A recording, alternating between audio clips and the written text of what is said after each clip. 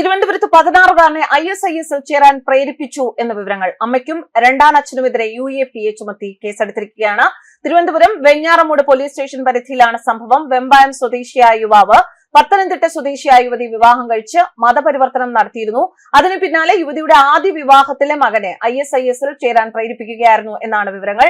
കുട്ടിയുടെ അമ്മയും രണ്ടാനച്ഛനും UK-യിൽ താമസിച്ചു വരികയായിരുന്നു. കുട്ടി UK-യിൽ എത്തിയപ്പോൾ വീഡിയോ ദൃശ്യങ്ങൾ ഉൾപ്പെടെ കാട്ടി സ്വാധീനിക്കാൻ ശ്രമിച്ചു എന്നാണ് വിവരങ്ങൾ.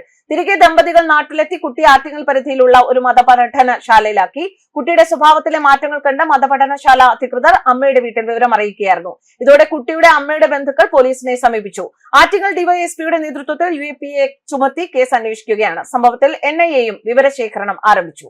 വെമ്പായം സ്വദേശിയായ യുവാവ് പത്തനംതിട്ട സ്വദേശിയായ യുവതി വിവാഹം കഴിച്ച് മതം മാറ്റിയിരുന്നു. അതിനുശേഷം തീവ്ര ചിന്താഗതിയുള്ള ഇയാൾ യുവതിയുടെ ആദ്യ വിവാഹത്തിലെ മകനെയാണ് ISISൽ ചേരാൻ പ്രേരിപ്പിച്ചത്. വിവാഹത്തിന് ശേഷം അമ്മയും രണ്ടാനച്ഛനും UK-യിലേക്ക് പോയി. പിന്നീട് കുട്ടി UK-യിൽ എത്തിയപ്പോൾ ഇസ്ലാമിക് സ്റ്റേറ്റിൽ ചേരാൻ ആഹ്വാനം ചെയ്യുന്ന വീഡിയോ ദൃശ്യങ്ങൾ ഉൾപ്പെടെ കാട്ടി ബ്രെയിൻ വാഷ് ചെയ്യുകയായിരുന്നു. തുടർന്ന് UK-യിൽ നിന്നും നാട്ടിലെത്തിയ ദമ്പതികൾ കുട്ടിയെ ആറ്റിങ്ങൽ പരിധിയിലുള്ള മതപഠനശാലയിലാക്കി. കുട്ടിയുടെ സ്വഭാവത്തിലെ കാര്യമായ മാറ്റം കണ്ട മതപഠനശാല അധികൃതർ അമ്മയുടെ വീട്ടിൽ വിവരം അറിയിച്ചു. ഇതോടെ കുട്ടിയുടെ അമ്മയുടെ ബന്ധുക്കളാണ് പോലീസിനെ വിവരം അറിയിക്കുന്നത്. പിന്നാലെ നടത്തിയ അന്വേഷണത്തിൽ കുട്ടിയെ ISൽ ചേരാൻ പ്രേരിപ്പിച്ചതായി പോലീസിന് വ്യക്തമായി.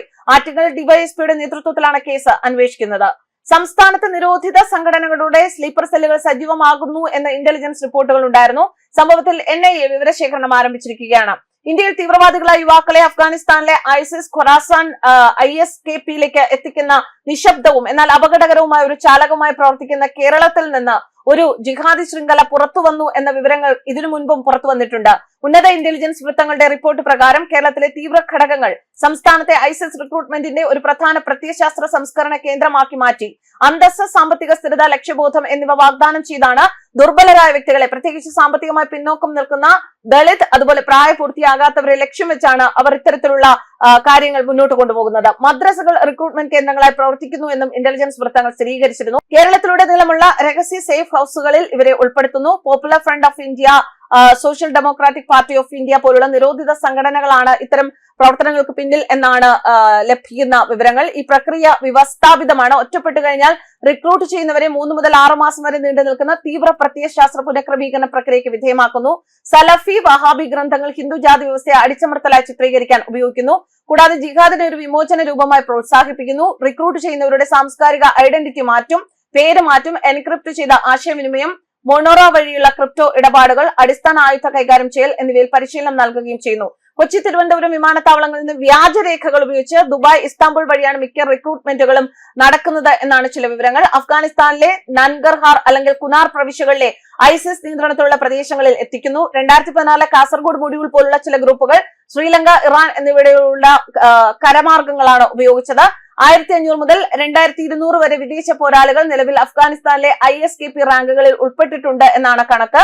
ഹിന്ദ് പ്രവിശ്യ എന്ന് വിളിക്കപ്പെടുന്ന സ്ഥലത്തെ പ്രവർത്തനങ്ങൾക്ക് ഇന്ത്യക്കാർക്ക് മുൻഗണന നൽകാറുണ്ട്. എന്തായാലും ചില കണ്ടെത്തലുകൾ വെളിപ്പെടുത്തുന്നത് കേരളത്തിൽ നിന്നുള്ള ജിഹാദികളുടെ കുട്ടികളെ അഫ്ഗാനിസ്ഥാനിൽ വളർത്തി അടുത്ത തലമുറയിലെ ISIS പോരാളികളാക്കാൻ ശ്രമിക്കുന്നുണ്ട് എന്നാണ്. പാലക്കാട് സ്വദേശിയായ നിമിഷ ഫാത്തിമ എന്ന ഹിന്ദു സ്ത്രീ ഇസ്ലാം മതം സ്വീകരിച്ച് ഫാത്തിമ ഇസ എന്ന പേര് സ്വീകരിച്ച് ഭർത്താവിനൊപ്പം അഫ്ഗാനിസ്ഥാനിലേക്ക് പോയ സംഭവം നമുക്ക് മുന്നിൽ ഒരു തെളിവായിട്ടുണ്ട്. നൻഗർഹറിൽ ജനിച്ച അവരുടെ മകൾക്ക് ISKP പ്രവർത്തകർ പരിശീലനം നൽകുന്നുണ്ട് എന്ന സ്ഥിരീകരിക്കാത്ത ചില റിപ്പോർട്ടുകളുമുണ്ട്.